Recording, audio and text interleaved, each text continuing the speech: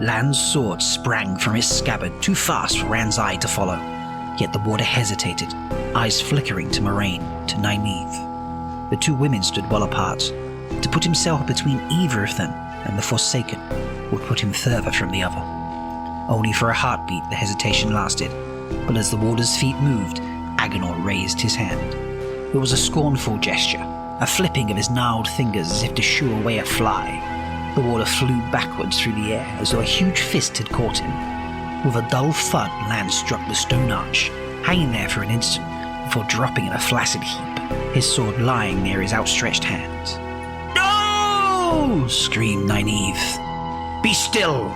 Moraine commanded, but before anyone else could move, the Wisdom's knife had left her belt and she was running toward the Forsaken, the small blade upraised.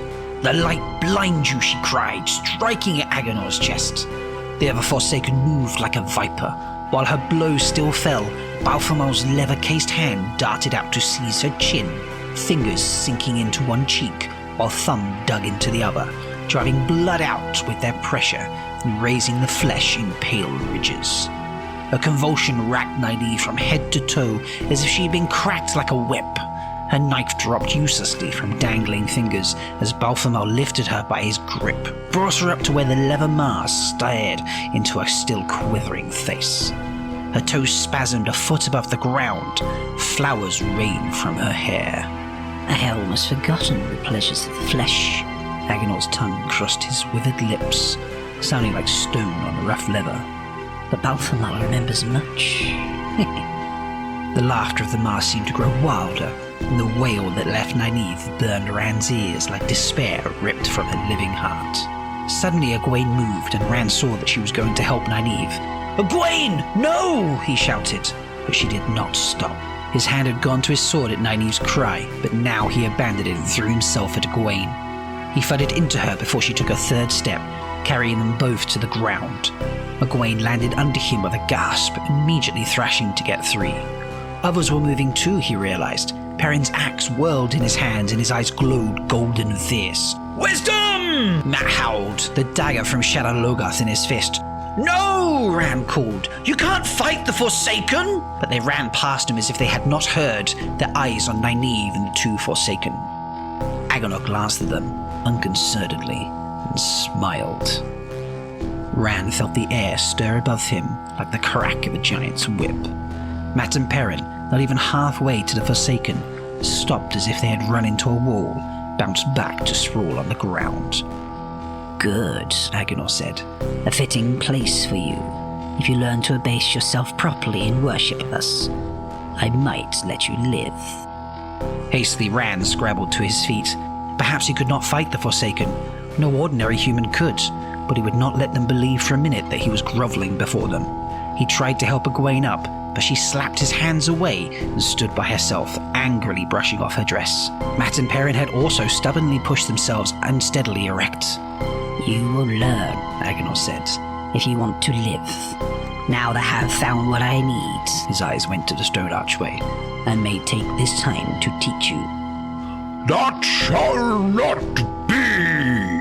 The green man strode out of the trees with a voice like lightning striking an ancient oak. "You do not belong here!"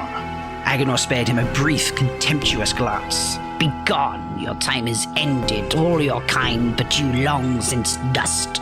Live what life is left to you and be glad you are beneath our notice." "This is my place," the green man said, "and you shall hurt no living thing here." Balthamel tossed Nynaeve aside like a rag. Like a crumpled rag she fell, eyes staring, limp as if all her bones had melted. One leather-clad hand lifted, and the green man roared as smoke rose from the vines that wove him. The wind in the trees echoed his pain. Agenor turned back to Rand and the others as if the green man had been dealt with. But one long stride and massive leafy arms wrapped themselves around Balthamel, raising him high, crushing against a chest of thick creepers, black leather masks laughing into hazelnut eyes with anger.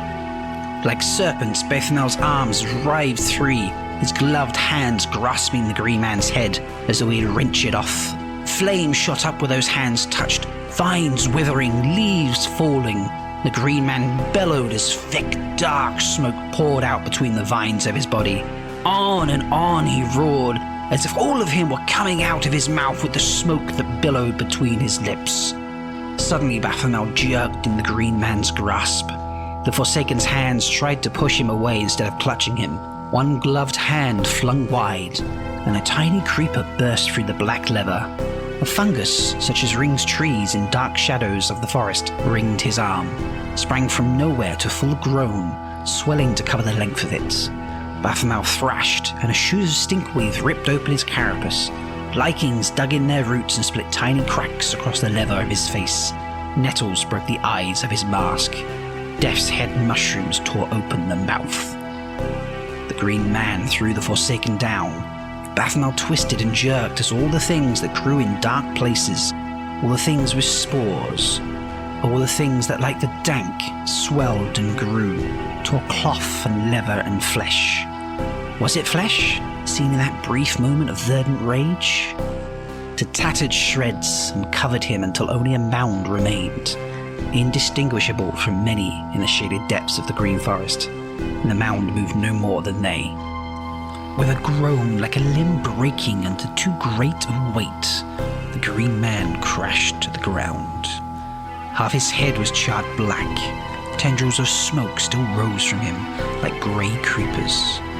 Burned leaves fell from his arm as he painfully stretched out his blackened hand to gently cup an acorn. The earth rumbled as an oak seedling pushed up between his fingers. The grey man's head fell, but the seedling reached for the sun, straining. Roots shot out and thickened, delved beneath the ground and rose again, thickened more as they sank. The trunk broadened and stretched upward, bark turning grey and fissured and ancient.